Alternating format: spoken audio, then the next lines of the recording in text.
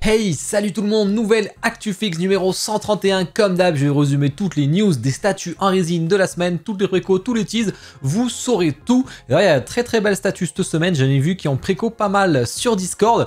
Bon, comme d'hab, je vous invite à liker la vidéo bien sûr, à commenter, à me dire votre top, votre flop, ce que vous avez préco, ce que vous avez trouvé à chier, dites-le moi, ça me permet de voir un peu les tendances pour les disques fixes sur Twitch, pour voir un peu vos retours.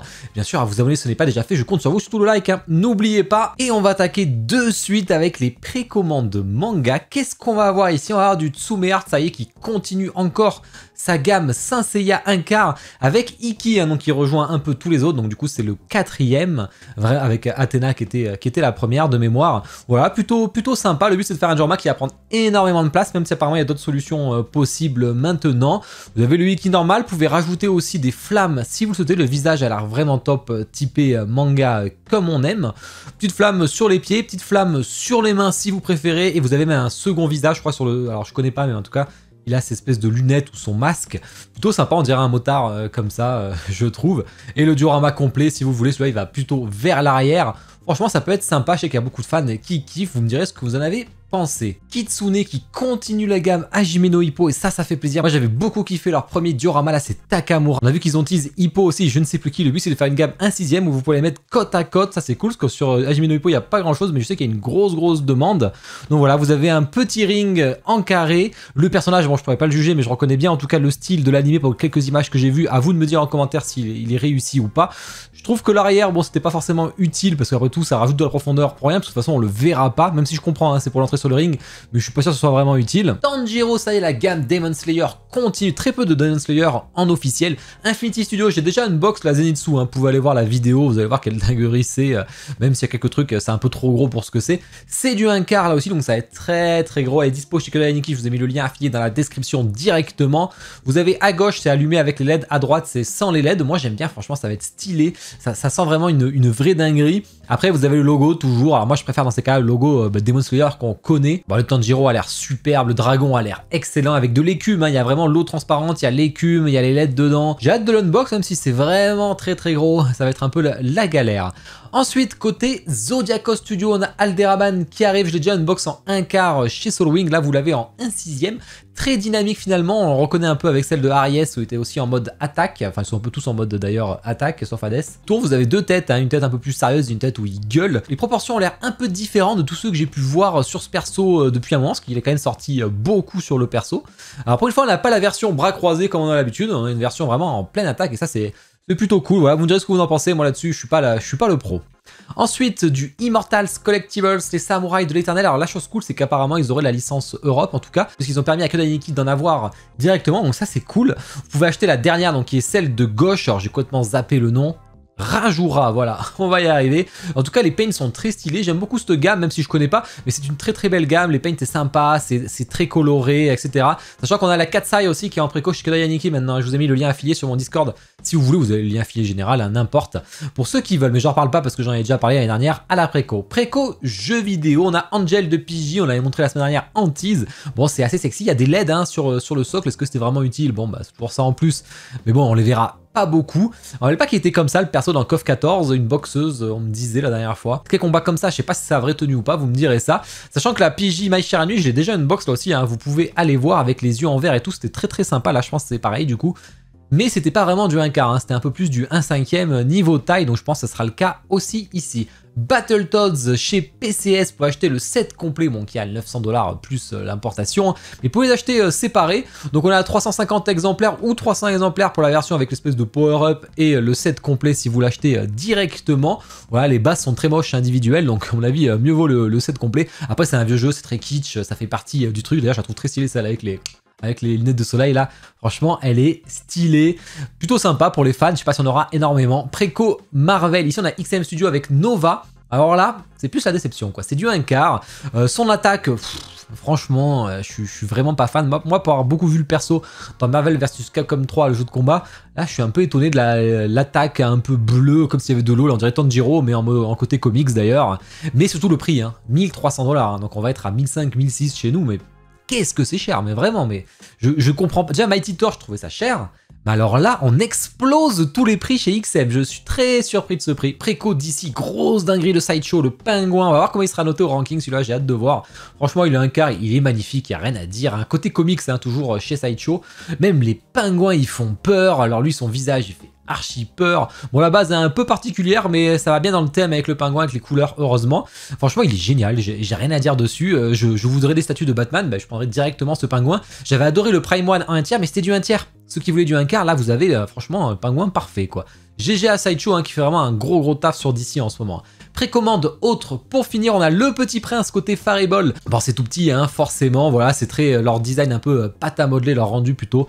Voilà, c'est sympa, moi j'aime bien la tenue en tout cas, mais après je suis pas la cible directement. Ensuite, on a une Human Studio qui fait toute une gamme, la journée vers l'ouest. La gamme a l'air plutôt cool d'ailleurs. Alors j'avais lu l'espèce de manga qu'ils avaient pu faire, enfin très graphique. Je reconnais le port, etc. Après, je les reconnais pas tous, je connais pas celui de droite, celui-là il me parle pas. Avec Tanzang, je sais pas si j'ai bien le nom. On a plusieurs échelles, hein, 1/10, 1 quart ou 1/6. Au moins là vous avez tous les choix. Avant ils faisaient 1 quart, 1/6, maintenant ils vous rajoutent carrément le 1/10. Ça c'est cool, hein, chez Human Studio. Bon, c'est toujours très limité par contre, là même c'est là si j'ai pas le tirage.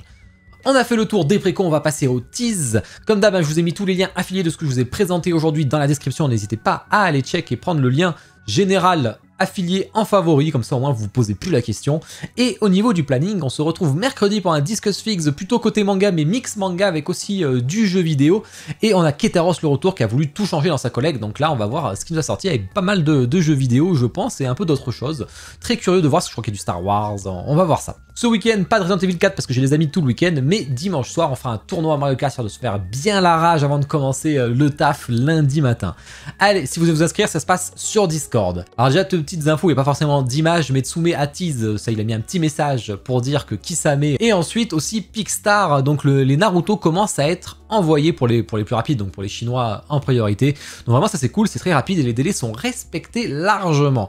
Allez, côté Kitsune statue, gros tease, on voit qu'ils se sont associés à Pierre-Marie Albert, donc le sculpteur français, qui va faire toute la gamme Hokuto no Ken, comme vous voyez d'ailleurs le personnage principal, donc on aura sûrement Rao ensuite. Franchement il est extrême, j'avais beaucoup aimé le Toki. Kitsune qu'on a pu voir en convention à Biarritz si je dis pas de bêtises, on a pu, enfin Kitsune Meruem où on a pu le voir, franchement il est vraiment cool, dommage soit du 1 quart, hein. Moi j'ai que des 1/6, vraiment dommage soit du 1 quart.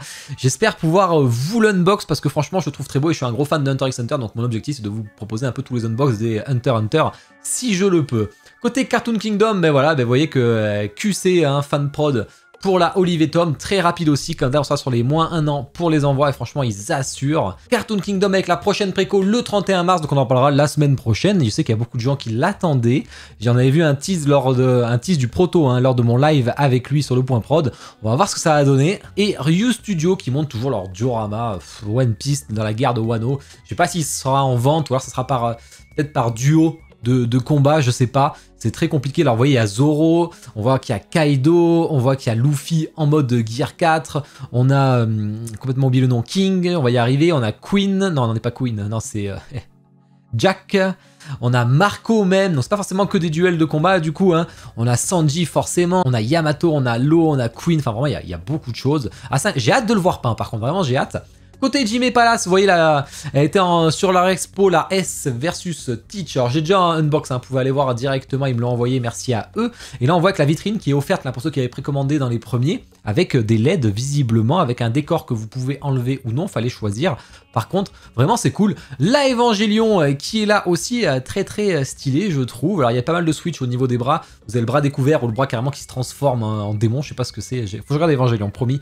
Je le ferai un jour. La Saitama versus... merde. Boros, voilà, on va la voir, qui est incroyable. Franchement, elle est incroyable. Le Boros est magnifique. Le Saitama, je suis un peu déçu de la pose où ils sont pas vraiment emmerdés. Il a un peu moins la classe, du coup. Alors, ça peut aller avec le perso, hein, je dis pas le contraire.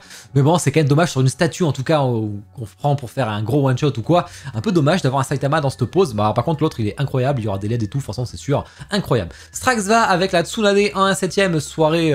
Soirée, c'est sa soirée. En petite robe, voilà, sympa, avec son petit verre de vin. Moi j'aime bien, c'est joli, après j'achèterai pas du tout, malheureusement.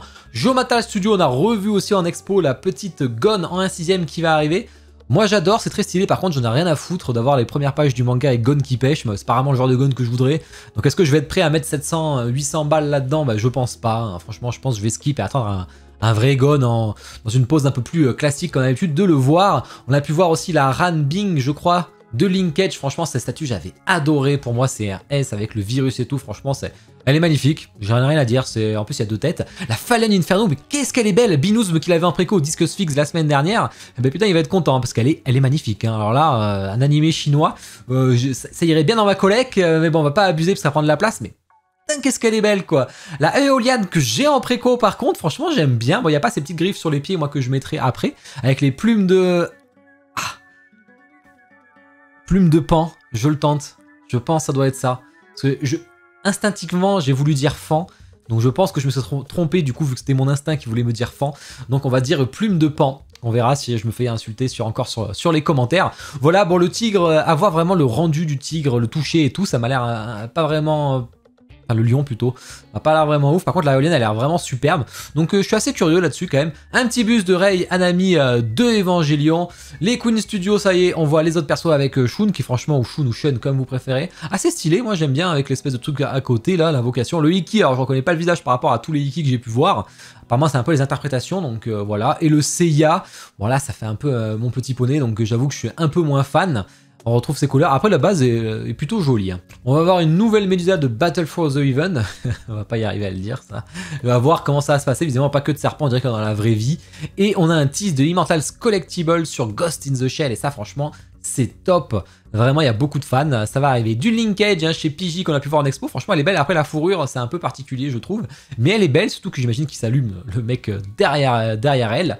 Et on a vu la Jutsu Kaisen de Unicar, cette fois-ci avec des photos sans plein d'effets. Franchement, j'adore. Elle est trop belle. Le décor est trop beau. Yuji un peu en retrait, hein, comme on l'a dit dimanche au ranking. Tease jeu vidéo. Mais du coup, comme on a vu la Pidgey, on a pu voir aussi la Ryo Kusanagi. Pourquoi c'est Ryo? Non, c'est Kyo Kusanagi plutôt. Je crois que je sais pas si c'est Kusanagi. Enfin, bon, bref, on s'en fout. En tout cas, il est stylé, mais le visage, je le trouve un peu particulier, un peu typé. Là, je sais pas trop. Je suis pas convaincu par le visage. Et on a un Oki après en forme de loup. Ben, vous l'avez en forme humaine qui arrive chez First for Figure. XM qui envoie un Bane en 1/4 et en 1/6. Ça, c'est cool. Le choix de la double échelle, franchement, j'adore. Tease, film, série TV. Attention, la gamme Ikigai. Harry Potter, Shitsume. Grosse attente là-dessus. Là, vous avez Harry qui envoie son petit... Aga Kadavra, je sais plus comment il dit là, mais un truc comme ça. Je suis pas un méga fan de Harry Potter, hein. J'aime bien les films, mais je suis pas forcément trop... Kadavra, un truc comme... Bon, j'en sais plus. Et on a aussi le mec sans nez, la Voldemort, là, qui est moche, là, avec son serpent. Franchement, très sympa comme Ikigai. Là, je sais qu'il y a énormément de gens qui vont acheter. S'ils réussissent les visages sur le prototype, ça peut faire vraiment un carnage, parce qu'il y a énormément de gens qui attendent Harry Potter. Donc c'est cool, très bonne nouvelle. Désolé pour ceux qui voulaient pas de Ikigai. Mais vraiment, je trouve que c'est une bonne idée d'avoir des Ikigai dessus. CFR Studio, ça y est, la vente en direct va commencer par E.T. parce qu'ils ont reçu leur première fournée. Côté Weta, on a un Lord 101ème. Franchement, j'adore. Je le trouve mieux que la Prime One. Bon, après, c'est du 1/6ème. Attention, un Prime One, c'est du 1/4.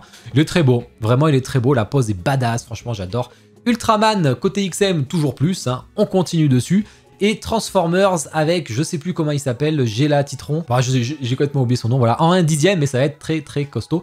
Et la Fantasia, deuxième tease. Je pense que la préco va vraiment pas tarder. Je suis un peu moins rassuré par ce tease. Ça dépend de la taille en fait de la statue. J'aime moins les textures choisies, mais bon, à voir ce que ça va donner. Tease autre. Pour finir, ici on a, attention, on a quelque chose de très sympa. XM qui propose de faire des... Alors c'est des concepts de J. Scott Campbell, hein. J'ai lu le comics à gauche, hein. Comics d'ailleurs qui est incroyable dans son univers de Alice au Pays des Merveilles, complètement en mode madness, hein, complètement fou, avec des personnages très sexy, hein, c'est du J. Scott Campbell, hein, après tout, mais c'était vraiment pas ouf niveau histoire, donc je les avais revendus. Donc ils choisissent entre ces deux concepts. Alors bon, clairement il faut celui de gauche, hein. S'il y a Alice plus la meuf, ouf, je sens que ma femme va les vouloir aussi, donc ça peut être une préco. On a pu revoir aussi la Pidgey Mermaid, franchement qui met du temps à sortir, mais alors qu'est-ce qu'elle est belle. Goddess Masahatis 2.0, donc sans le méga bâtiment derrière. Est-ce que c'est une préco différente? Je pense que oui, ça s'appelle 2.0 par un changement, parce que ceux qui voulaient le bâtiment, bah du coup ils l'ont plus. Voilà, il y a des LED, il y a un petit switch de serpent selon la version que vous achetez. Voilà, très sympa. Et ben voilà, on a fait le tour. Bon, j'espère que l'actu vous a plu, je compte sur vous, hein, pour me soutenir. Vraiment, pour mettre les vidéos en avant, c'est compliqué, hein, pour l'algorithme de YouTube. Bon, bah, en tout cas, je vous souhaite à tous une bonne journée, une bonne soirée. Ciao.